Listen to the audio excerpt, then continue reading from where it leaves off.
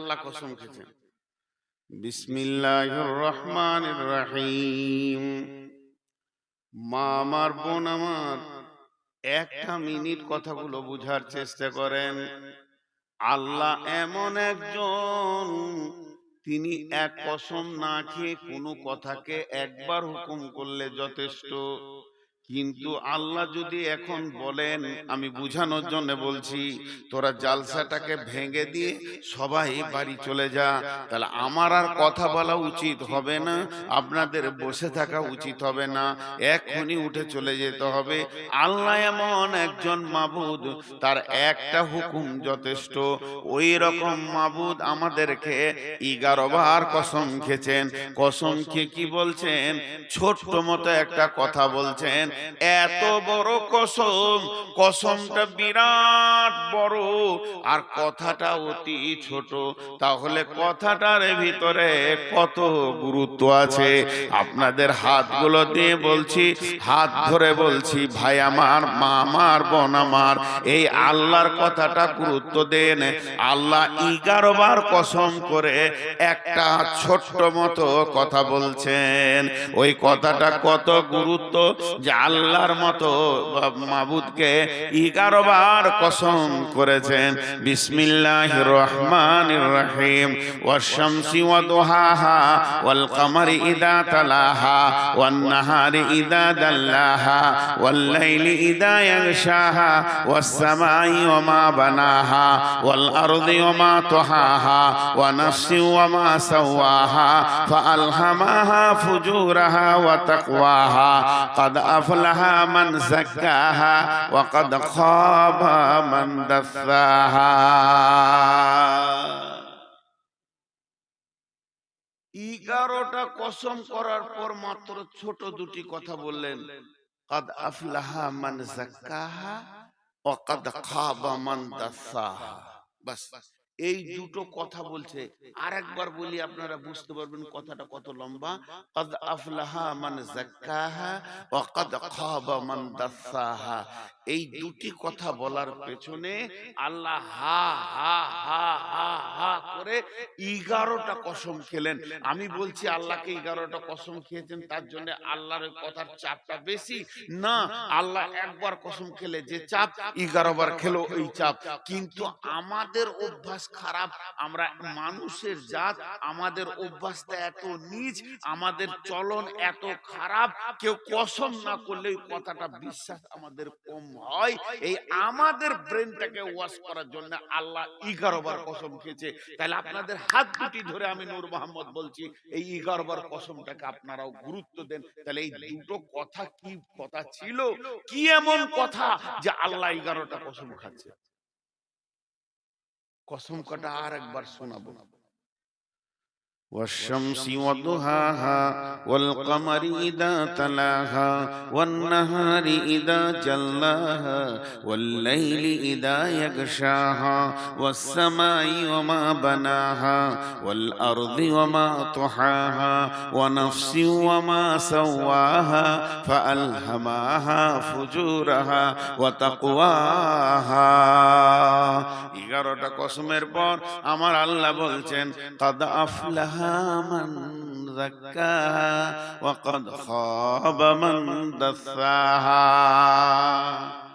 মা, তোর পায়ে ধরছি, মা বন্ধ কর লাইটটা। মা লক্ষ্মীরে, তোর পায়ে ধরছি, মা বন্ধ কর। আর এখানে এক শয়তান এসে আবার হাজির হলো, ভিডিও করতে। ওই লাইট আমার মাথা ব্যথা হচ্ছে, আমি পড়ে যাবো এখন। হয় লাইট বন্ধ করতে বলে, নাহলে আমাকে ছেড়ে দেন, আর আমি পারছি না। আমার চোখে অসুখ আছে, আমি মোবাইলের লাইট নিতে পারবো না। ওই মেয়েটা যে কত খবিশ মেয়ে। আর এখানে আবার একটা ব্যাটা ছেলে শুরু করেছে। এবার শুনেন, 11টা কসমের পর কথা দুটি কি, কথা দুটি কি, এত লম্বা কসমের কথা দুটি কি? আল্লাহ বলছেন, قد أفلح من زكاها وقد خاب من دساها। যে পাক আছে সে বেঁচে যাবে, যে না পাক আছে সে ফেঁসে যাবে। দেখেন, চুরি করবে, ডাকাতি করবে, জেনা করবে, ব্যভিচার করবে, লুচ্চামি করবে, সুদ খাবে, মদ খাবে, এত কথা বলেনি আল্লাহ, খালি ছোট কথা বলেন, যে ব্যক্তি পবিত্র আছে বেঁচে যাবে, যে ব্যক্তি নাপাক আছে ফেঁসে যাবে। আল্লাহ 11টা কসমের পর দুটি কথা বললেন, ক্বাদ আফলাহা মান যাক্কাহা, যে ব্যক্তি পবিত্র আছে, সাফ সুতরা আছে, সে বেঁচে যাবে। ওয়া ক্বাদ খাবা মান দাসাহা, যে ব্যক্তি নাপাক আছে, যার গায়ে ময়লা আছে, নোংরা আছে, ওই লোকটা ফেঁসে যাবে। আর আল্লাহ তাবারাক ওয়া তাআলা এই বাঁচার জন্য প্রতিদিন 10 বার ডাকছে আর বলছে, হে আমার গোলামের দল, তোরা বেঁচে যা, বাঁচবি তো আয়, বাঁচবি তো আয়, সফলতা নিবি তো আয়। সফলতা পাবো কি করে? ওই আল্লাহ বলে দিলেন, যে পাক থাকবে ও বেঁচে যাবে, যে না পাক থাকবে সে ফেঁসে যাবে।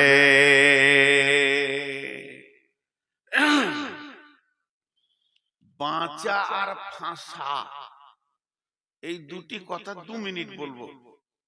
বাঁচা আর ফাঁসা, কিরকম বাঁচা কিরকম ফাঁসা? আল্লাহ কিয়ামতের মাঠে বিচার নেবেন। ইন্না ইলাইনা ইয়াবাহুম সুম্মা ইন্না আলাইনা হিসাবাহুম, আমার কাছে ফিরে আসতেই হবে, হিসাব দিতেই হবে। আল্লাহ এমন ভাবে আমাদেরকে তৈরি করেছেন, বাইপাস কোনো রাস্তা নাই, মরার পরে সেই মাবুদের সামনে দাঁড়াতেই হবে। আল্লাহ নবী আলকামা বিন হারিসকে বলেছিলেন, আলকামা বিন হারিস, তুমি জেনে রাখো, এই ভব মেলা শেষ করে যার সামনে তোমাকে একদিন গিয়ে দাঁড়াতে হবে, তাকে তুমি ভয় করো। এই কথাটা তোমার মাথায় ভরো, মগজে ভরো, তুমি ব্রেনে ভরে লাও। ভব মেলা একদিন শেষ হবে, আর তোমাকে গিয়ে একজনের কাছে দাঁড়াতে হবে, তাকে তুমি ভয় করো। ওর পাশ দিয়ে এড়িয়ে যাব, আমাকে সামচি যদি এক রাস্তায় না যেতে দেন, তো আমি 20 খানা রাস্তা বার করে চলে যাব, মাঠে মাঠে হেঁটে চলে যাব। কিন্তু কিয়ামতের মাঠে উঠতে গেলে আল্লাহর সামনে দাঁড়াইতেই হবে। তাহলে বাঁচা ফাঁসা কাকে বলে? একটুকু দেখাবো, হালকা, বেশি লয়। ওইটা নিয়ে 2 ঘন্টা বক্তব্য করা যায়, বাঁচার ভাষা। তো একটুকু দেখাবো। আল্লাহ বলছে, নূর মোহাম্মদ, তো জীবনে 2 কোটি টাকা ইনকাম করেছিস? হ্যাঁ করেছি। কোথা খরচা করলি বল? শুরু হয়ে গেলে বল খরচা। এবার আমি আল্লাহকে দেখাতে শুরু করেছি, দেখাতে দেখাতে দেখাতে আল্লাহ কোনোটাতে কেন বলছে না, তারপরে বল, তারপরে বল, তারপরে বল। এই করতে করতে 2 কোটি টাকার মধ্যে 1 কোটি টাকা 99,99,999 বলে দিলাম, এই করে খরচা করেছি। আল্লাহ আমাকে বললে, না কেন করেছিস? আমি মসজিদে দিয়েছি, মাদ্রাসাতে দিয়েছি, গোরস্থানে দিয়েছি, ঈদগাহে দিয়েছি, গরিবকে দিয়েছি, এতিমকে দিয়েছি, বিধবাকে দিয়েছি, রাস্তাঘাটে দিয়েছি, জনসাধারণকে দিয়েছি। আল্লাহ এখনো পর্যন্ত একবার বলেনি কেন দিলি বল। আর এত টাকা খরচা করার পর মাত্র একটা 5 টাকা পকেটে পড়েছিল, ওইটা নিয়ে আমি শামসি থেকে বাড়ি আসছিলাম, আর পূজার চাঁদা নেওয়ার জন্য হিন্দু ভাইরা আমাকে ঘিরে ধরেছে, আমি ওইটাও খেয়ে দিয়ে দিলাম। আর তখনই আল্লাহ বলবে, কেনে দিলি বল। এই যে আল্লাহ একবার যদি কারো জীবনের ওপরে কেন বলে দেয় কিয়ামতের মাঠে, এটা কেন করলি বল। আজকে এখানে হলদিবাড়িতে জালসা, ইচ্ছা করে আমি আসিনি, আমার মন চাই নাই, আমি আসিনি, আমি ঘুমিয়ে বাড়িতে কাটালাম। পরে 1 মাস পর পাশে জালসা করতে এসেছি তারানগরে, হলদিবাড়ির কমিটি যে গিয়ে বলছে আপনি এলেন না কেন বলেন, আমাদের বড় বিপদ হয়ে গেল, আপনি এলেন না কেন? এই কথাটা এরা 5 জন 10 জন বড় বড় মাথাওয়ালা গিয়ে আমাকে প্রশ্ন করছে। আমি একবারে মিথ্যা কথা বলে দিলাম, শ্বশুর মারা গেছিল, চাচা মারা গেছিল, নানা মারা গেছিল, এনাদের মুখ বন্ধ হয়ে গেল, কিছুই বলতে পারলো না। তার মানে পৃথিবীর যত বড় ব্রেনিয়ান হোক না কেন, সে যদি আপনাকে কেন প্রশ্ন করে, ওই কেনটাকে টপকিয়ে দেওয়া হবে, ডান দিকে মা দিকে সত্য মিথ্যা বলে টপকিয়ে দেওয়া হবে, সে তোমাকে ধরতে পারবে না। তবে জেনে নাও, কিয়ামতের দিন আল্লাহ যখন বলবে তুই এটা করেছিলি কেন, নবীজি বলছেন আল্লাহর মুখ থেকে কেন বের হয়ে যাওয়া মানে তোমার ফেঁসে যাওয়া। তুমি জেনে নাও আল্লাহর কেনটাকে টপকাবার ক্ষমতা কারো নাই। তুমি কি করছিলে, সেই অবস্থায় কোথা ছিলে, কেন ছিলে, কি করছিলে, সব কথা আল্লাহ জানে। আল্লাহ যদি কোনো মানুষের হিসাব নিতে নিতে নিতে নিতে বলে এটা করলি কেন বল, এই কেন বলবে, আল্লাহ রসুল বলছে তুমি নিশ্চিত হয়ে যাও, আর আগে তোমাকে বাড়তে হবে না। আল্লাহ কেন বলে দিয়েছে মানে তুমি ফেঁসে গেছো, তোমাকে জাহান্নাম চলে যেতে হবে, এ ব্যাপারে তুমি নিশ্চিত হয়ে যাও।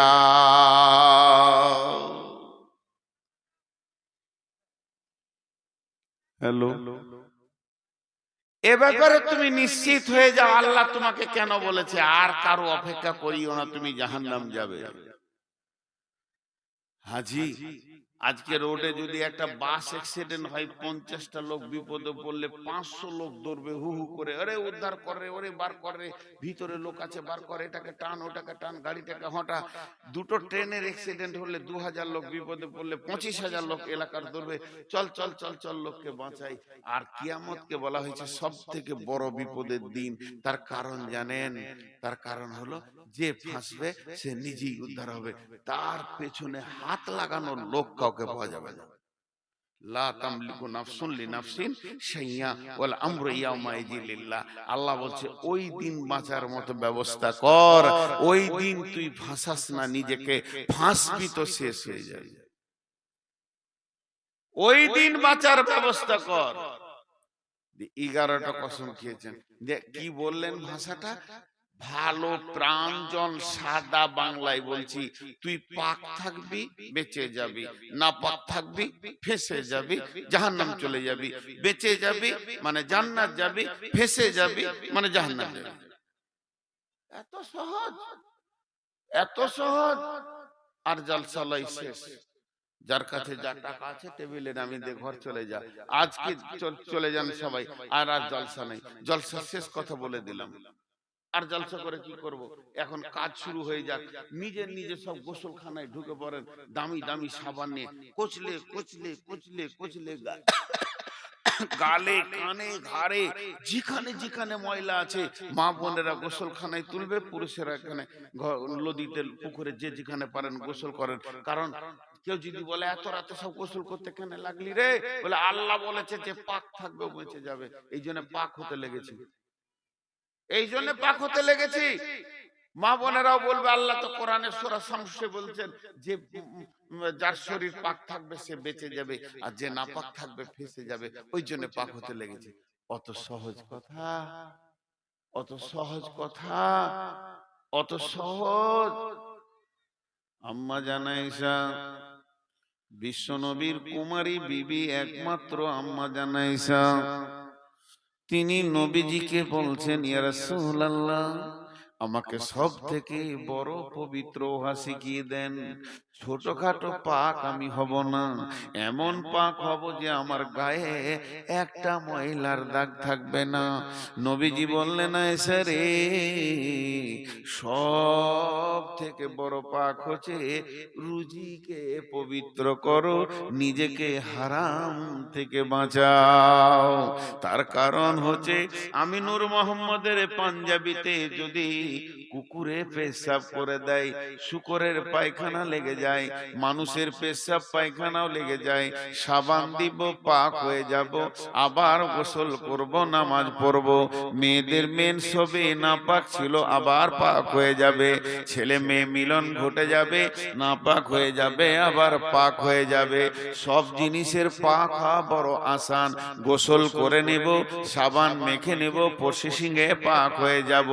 কিন্তু বন্ধুরে, যদি এক মুঠো বলিনি, একটা দানা, একটা দানা, একটা দানা যদি ভিতরে ঢুকে গেছে হারাম, ওই দানা থেকে রক্ত হবে, মাংস হবে, শরীরে হাড্ডি হবে, ওই দেহটাকে, ওই হারাম খোরের দেহটাকে পৃথিবীর কোন সমুদ্র পাক করে দিতে পারবে না, কোন নদী পাক করে দিতে পারবে না। ওকে যদি সাবানের সার্ফের ফ্যাক্টরিতে ড্রাইলে ঘোরানো হয়, আর ভালো করে যদি কচলে ময়লা তুলে দেওয়া হয়, তাও ওকে কেউ পাক করে দিতে পারবে না। পৃথিবীর 7টা সমুদ্রে যদি ওকে ঘোরানো হয়, ওকে কেউ পাক করে দিতে পারবে না। ওই ব্যক্তিটা যার জিভ দিয়ে মুখ দিয়ে, যে মেয়েটার জিভ দিয়ে মুখ দিয়ে হারাম মাল পেটে ঢুকে গেছে, ওই দেহটাকে পাক করার জন্য পানি লাগবে না, সাবান লাগবে না, শুধু একটা জিনিসে ওটা পাক হবে, সেটা হচ্ছে আল্লাহর জাহান্নামের আগুন। যদি সোনাতে খাদ থাকে, আর ওই সোনাটাকে যদি সাবান দেওয়া হয়, গরম পানিতে ধোয়া হয়, রিঠে দিয়ে ধোয়া হয়, ওটাকে সগা দেওয়া হয়, ওটা চকচক চকচক করবে, আরো ভালো লাগবে। কিন্তু ওটা কোনদিন খাদটা বের হবে না। সোনার খাদ বের হওয়ার একটাই রাস্তা, সেটা জাহান্নামে, মানে এসিডার আগুন। যখন স্বর্ণকার এসিডার আগুন দেবে, ওর খাদ আলাদা হবে, সলিড আলাদা হবে। তেমনি কোন হারামখোর হারাম খেয়ে যদি পৃথিবী থেকে, দুনিয়া থেকে চলে যায়, কিয়ামতের মাঠে পৌঁছিয়ে যায়, ওকে পানি দিয়ে গোসল করে পাক করা যাবে না।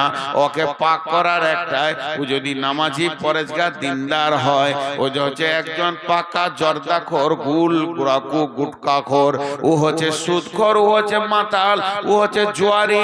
পৃথিবীর দাড়ি মারা থেকে নিয়ে, বেঈমানি থেকে নিয়ে, পঞ্চায়েতের টাকা থেকে নিয়ে, ব্লকের টাকা থেকে নিয়ে, চারিদিক থেকে মেরে মুড়ে মেরে মুড়ে মেরে মুড়ে মেরে মুড়ে মেরে মুড়ে যে হারাম খেয়েছে, ওই ব্যক্তিটাকে পৃথিবীর কেউ সাবান দিয়ে পাক করে দিতে পারবে না। ওকে জাহান্নামের আগুনেই পাক করা হয়। যদিও সে 5 ওয়াক্তের নামাজি হয়, রোজা রাখনেওয়ালা হয়, সলিড সোনাকে তখনই আল্লাহ আনবেন, ওর ভিতর থেকে হারামটাকে আগুনে বের করবেন। ওরে আমার মা রে, ওরে আমার বোন রে, তাহলে আম্মা জানা আয়েশাকে নবীজি বললেন সব থেকে বড় পাক হলো রুচিকে পাক করা। আর আল্লাহ বলছেন কাদ আফলাহা মান যাক্কাহা ওয়া কাদ খাবা মান দাসাহা। যে পাক থাকবে সে বেঁচে যাবে, আর যে নাপাক থাকবে সে ফেঁসে যাবে। এক কথায় বলি আপনাদেরকে, পৃথিবীর বুকে যত নেগেটিভ আছে হারাম, তার থেকে বাঁচতে হবে। সহজ কথা, পৃথিবীর বুকে যত হারাম, তার থেকে বাঁচতে হবে। তোমাকে যদি কিয়ামতের মাঠে বাঁচতে হয়, এবার আল্লাহ 4টা কসম খেয়েছে। জিনিসগুলো গুরুত্ব দেন, আল্লাহ কসম খেয়েছে, মানুষ লয়। যে কসম খেয়ে কি বলছে জানেন? বিসমিল্লাহির রহমানির রহিম। ওয়াল ফাজরি ওয়া লায়ালিন আশরি ওয়াস শাফিঈ ওয়াল ওয়াতরি ওয়াল লাইলি ইযা ইয়াসরি হাল ফি যালিকা কাসামুল লিযি হিজরি হাল ফি যালিকা কাসামুল লিযি হিজরি হাল ফি যালিকা কসমুল লিযি হিজরি। আল্লাহ এখানে চারটা কসম খেলেন। একটা ফজরের কসম খেলেন, আর একটা কসম খেলেন 10 রাতের, আর একটা কসম খেলেন জোড় বিজোড়ের, আর একটা কসম খেলেন চলমান রাত্রির। কসমগুলো কেন খেলেন? লম্বা তাফসীর করতে গেলে অনেক কথা চলে আসবে। প্রথমে কসম খেয়েছেন উদীয়মান সূর্য ফজরের। আল্লাহ ফজরের কসম করে বলছেন, বিশ্ব মানব রে, তোদেরকে আমি ফজরের কসম করে কথা বলছি। একটা বিবেকের চেতনাটা তুই খোল। তোর বিবেকের দরজায় যে হুড়কাটা লাগিয়ে দিয়েছিস, ছিটকিনিটা মেরে দিয়েছিস, তালাটা মেরে দিয়েছিস, ওটা একবার খোল। বিবেকটাকে আঁধার ঘরে রাখিস না, আলোতে নিয়ে আয়। তুই কি পাগলা বেনেছিস দিনের ব্যাপারে? দুনিয়ার ব্যাপারে তো তোকে আমি পাগলা দেখি না। ফজরের কসম করে আল্লাহ বলছেন, ফজরের কসম। সকাল বেলায় মানুষ তার জিন্দেগির প্ল্যান পরিকল্পনা বানায়। অতএব আমি তোদেরকে ফজরে শুভ সকালেই তোদেরকে আমি সাবধানতা দিচ্ছি। সকালে উঠিয়া আমি মনে মনে বলি, আমি যেন সারা দিন ভালো হয়ে চলি। আদেশ করে যাহা মোর গুরুজনে, আমি যেন সেই কথা ভালি করি ভালো মনে, মানি ভালো মনে। তুই সকালবেলায় এরাদা করছিস মাঠে যাব, ধান আনবো, ভুট্টা জমিতে যাব, কাজ করব, মার্কেটে যাব, হাটে যাব, বাজারে যাব। তোর ব্রেনে 14টা থেকে 18টা 16টা 25টা প্ল্যান তৈরি হলো। ওই প্ল্যানের সাথে আল্লাহর প্ল্যানটা ভরেলে সারা জীবনে যা করেছি, আজকে যে নতুন সূর্য দেখলাম, এই সূর্যের নতুন সম্মান হচ্ছে। আমি কোনোদিন আজকে সারা দিনটা হারাম খাবো না, মিথ্যা কথা বলবো না, কাউকে ধোঁকা দিব না। তুই একবার নিজের জিন্দেগির প্ল্যানটা তৈরি কর, তাহলে তোর রাস্তাটা আস্তে আস্তে আস্তে আস্তে আস্তে আস্তে একদিন দিনের দিকে চলে আসবে রে গোলাম। এর জন্য আল্লাহ ফজরের কসম করলেন। আবার আর একটা সূরা আছে, সূরাটার নাম হলো আসর। আল্লাহ দুইটি সময়ের নামে দুটি সূরাকে নাজিল করেছেন। একটা হলো সূর্য ওঠার সময়, একটা সূর্য ডোবার সময়। এই জন্য একজন ইসলামী চিন্তাবিদ বড় দার্শনিক বলছে, পৃথিবীর মানুষরে, সূর্য তোমার সঙ্গে দুইবার কথা বলে। সকালে যখন উঠে তখন দুনিয়াবাসীকে বলে, দুনিয়াবাসী রে, তোদের কপাল ভালো, আজকে রাত্রিতে তোরা লাশ হয়ে যাসনি। তোদের কপাল ভালো, তোরা আবার পেয়ে গেলে একটা দিন তওবা করে নে, তওবা করে নে।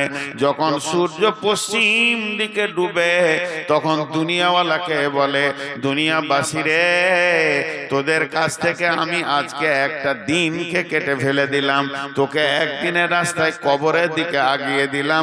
এখনো কি তুই হারাম কর হয়ে থাকবি? হারাম ছাড়বি না। এরপরে আল্লাহ 10 রাতের কসম করছেন। 10 রাত বলতে একজন মুফাসসিরিন বলছে, কোন 10 রাত, কোন 10 রাত? উনি বলছেন মুহররমের প্রথম 10 রাত। মুহররমের 10 রাত কেন? এই মুহররম মাসে আল্লাহ আদমকে বানিয়েছেন। এই মুহররম মাসে আদমকে আল্লাহ দুনিয়াতে পাঠিয়েছেন। এই মুহররম মাসে আল্লাহ আদমকে এক জায়গায় হাওয়াকে জমা করেছেন। এই মুহররম মাসে পৃথিবী তৈরি হয়েছে, মুহররম মাসে ধ্বংস হবে। তাই মুহররমে 10টা কসম খেয়েছেন।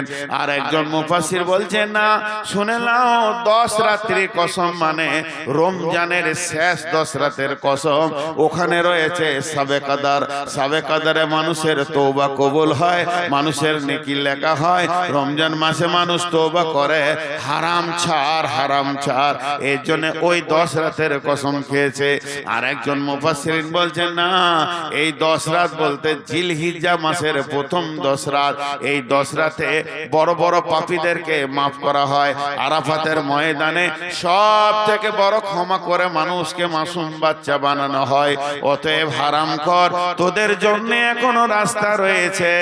আল্লাহ 10 রাত্রির কসম খেলেন, এরপরে জোরের কসম খেলেন, বিজোরের কসম খেলেন।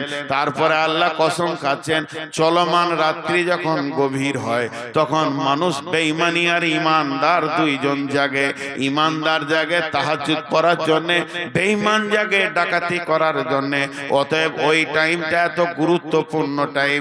একজন আল্লাহর কাছে কাঁদছে, আল্লাহ আমাকে জাহান্নাম থেকে বাঁচাও, আর একজন ছুরি নিয়ে রোডে ডাকাতি করছে, হারাম খাওয়ার ব্যবস্থা নিয়েছে। আল্লাহ এইগুলো কসম খাওয়ার পর বলছে, হাল ফি যালিকা কসমুল লিযি হিজরি, হাল ফি যালিকা কসমুল লিযি হিজরি, হাল ফি যালিকা কসমুল লিযি হিজর। হিজর আরবিতে হিজর মানে হচ্ছে বিবেকবান, সক্রিয়, ব্রেন ওয়ালা, বুদ্ধিওয়ালা। হাজি, ছোট্ট একটি কথা বলছি, যে কটা মহিলা বসে আছে আর যে কটা পুরুষ আপনারা বসে আছেন, আপনাদের বিবেক কি পোকা লেগে গেছে? বিবেক গুলো কি পচে গেছে? আপনারা কি পাগল? আপনারা কি নোংরা লোক বসে আছেন? ঘর যান না। আল্লাহ বলছে এরাই বিবেকবান। শীতকে মুখে লাত মেরেছে, উপেক্ষা করেছে, হাওয়াকে উপেক্ষা করেছে, আর বসে আছে আমার কালাম পাক শোনার জন্য, এরাই বিবেকবান। এদেরকে পাগল বলবি তুই? কেন পাগল বলবি? এদের মাথায় যদি এই কথাগুলো না ঢুকতো, আমি যদি এখন পারিবারিক গল্প করি, আমার বউ এমন, আমার বিটি এমন, আমার জামাই এমন, আমি এটা ভালোবাসি, আমার বউ এটা ভালোবাসে, আপনার 3 মিনিটে উঠে পালাবে না, বলবে তুই ঘরে গল্প কর গা, আমরা চললাম ঘর। কিন্তু এখন কোরআন বলছি বলে বসে আছে। আল্লাহ এদেরকে জ্ঞানী বলছেন, এই জ্ঞানী তোদের কি কসম গলা কাজে লাগছে না? একটা আবার উদাহরণ দিব।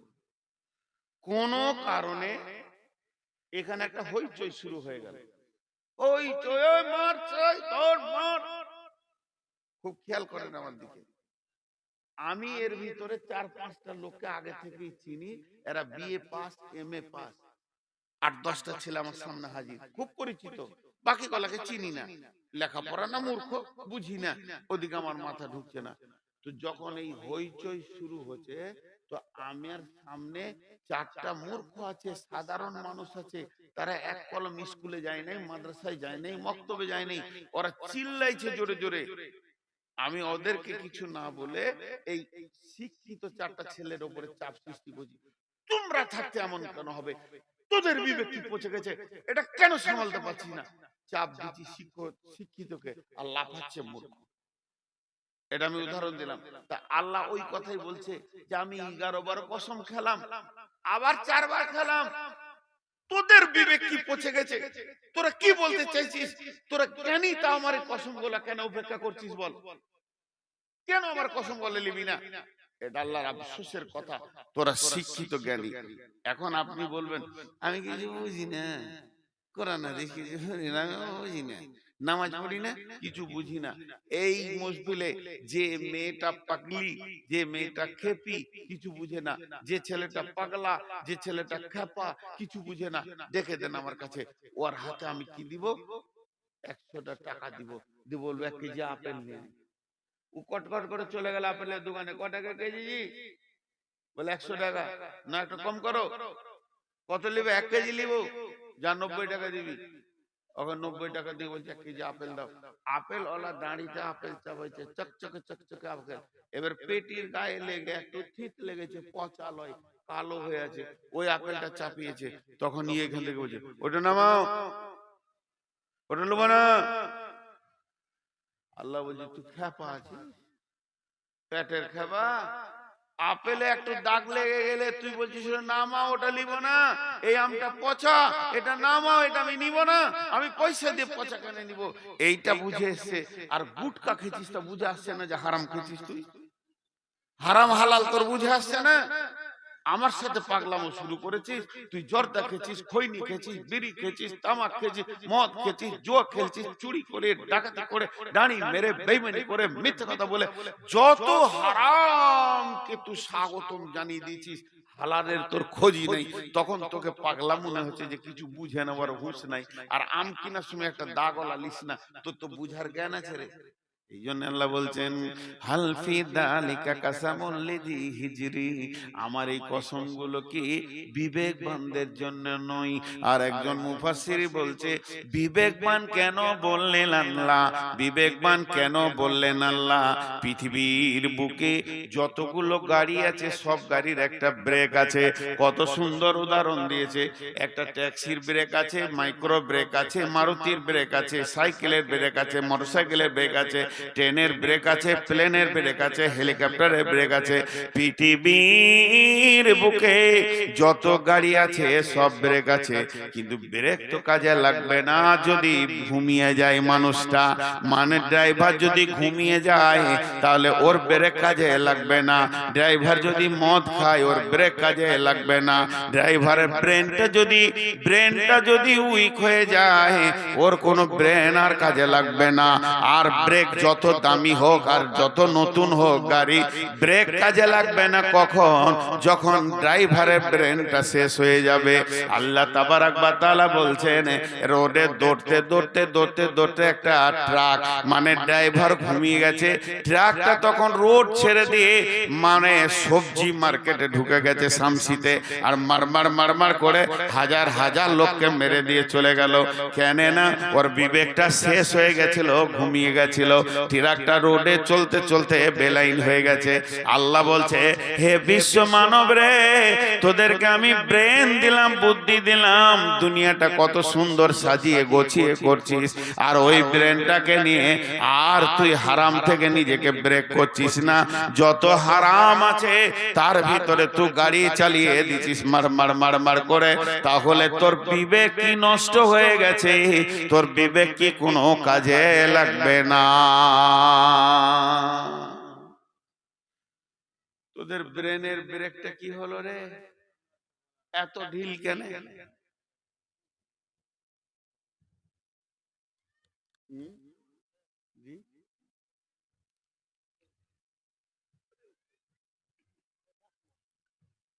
আসসালামু আলাইকুম। আমাদের প্যান্ডেলে যথেষ্ট মাংস আছে, যিনারা কেনার ইচ্ছা হোক 200 টাকা করে কিলো হিসাবে দিচ্ছে, আপনারা নিতে পারেন। চলে গেলাম জালসা করবো, মাংস শেষ বললাম কি হলো?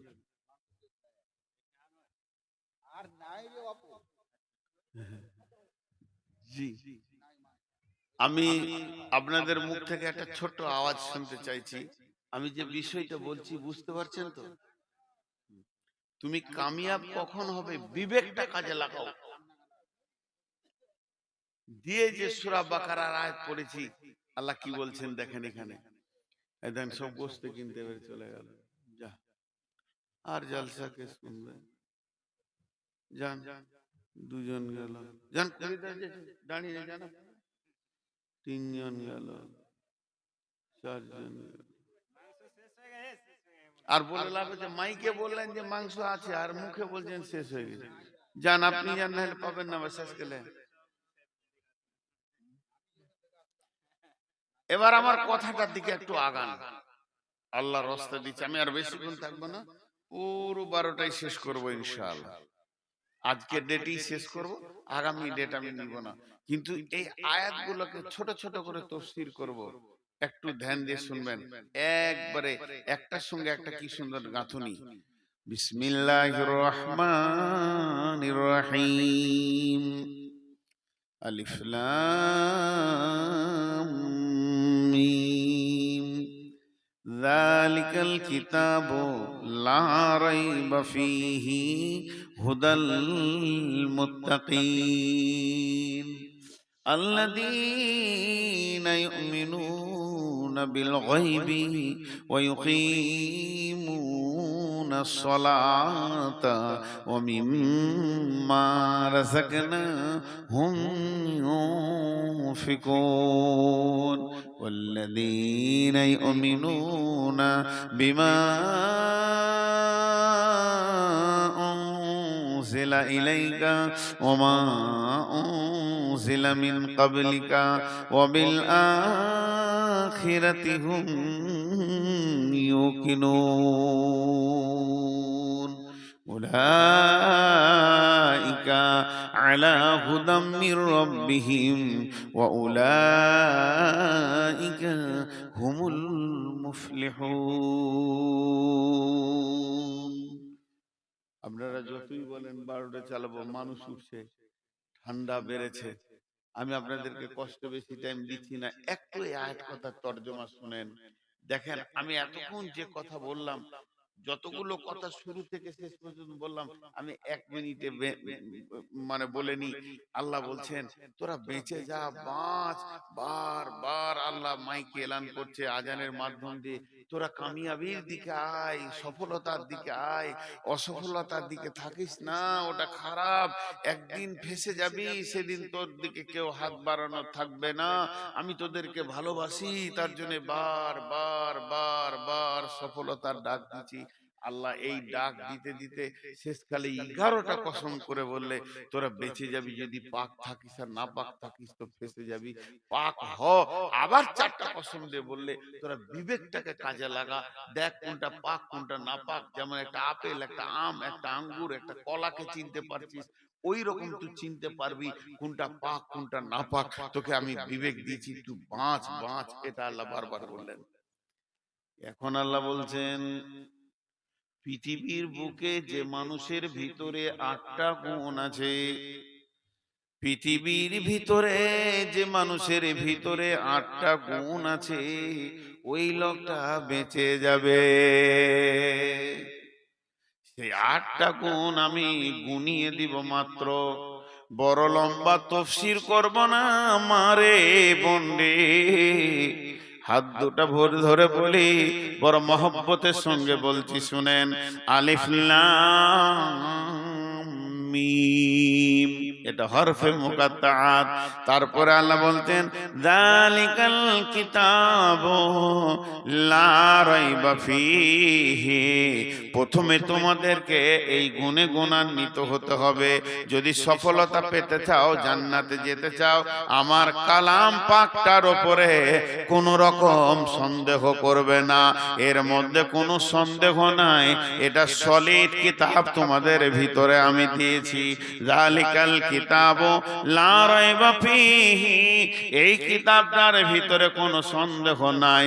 তার কারণ আল্লাহ চ্যালেঞ্জ দিয়েছেন, ওয়া ইন কুনতুম ফি রাইবিম মিম্মা নাযালনা আলা আবদিনা ফাতু বিসূরাতিম মিন মিসলিহি ওয়াদউ শুহাদাআকুম মিন দুনিল্লাহি ইন কুনতুম সাদিকিন। হে বিশ্ববাসী রে, যদি আমার কালাম পাকে তোমাদের সন্দেহ হয়, তবে আল্লাহকে বাদ দিয়ে তোমাদের যত বন্ধু বান্ধব জ্ঞান বিজ্ঞানী আছে তাদেরকে ডেকে নিয়ে এসে একটা ছোট্ট মতো সূরা আমার কালাম পাকের মতো লিখে দেখিয়ে দাও দেখি। তোমরা কোনোদিন পারোনি, আর পারবে না। ফাইল্লাম তাফআলু ওয়া লাম তাফআলু ফাত্তাকুন নার আল্লাতী ওয়াকুদুহান নাস ওয়াল হিজারা উইদ্দাত লিল কাফিরিন। তোমরা কোনোদিন পারোনি, আর পারবে না। তোমাদের জন্য জাহান্নাম রেডি রয়েছে। শুধু তাই নয়, আবু জাহেলের মতো বেঈমান কোনোদিন বলেনি যে কোরআনের মধ্যে সন্দেহ আছে। কেন বলেনি? যেহেতু আল্লাহ রসুলের উপরে আল্লাহ কোরআনকে নাজিল করেছেন, আর বিশ্ব নবীকে নিরক্ষর করেছিলেন, যাতে করে কেউ না বলে দেয় যে এটা মুহাম্মাদের কথাও তু কলম লেখা আছে। অতএব আমি কোরআনকে এমন করে তোদের কাছে নাজিল করেছি, পৃথিবীর কেউ বলতে পারবে না যে এই কোরআনের ভিতরে সন্দেহ আছে।